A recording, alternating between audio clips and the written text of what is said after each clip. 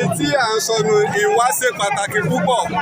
Ẹ wo èrò tí ó tẹ̀lé Arulogun wá.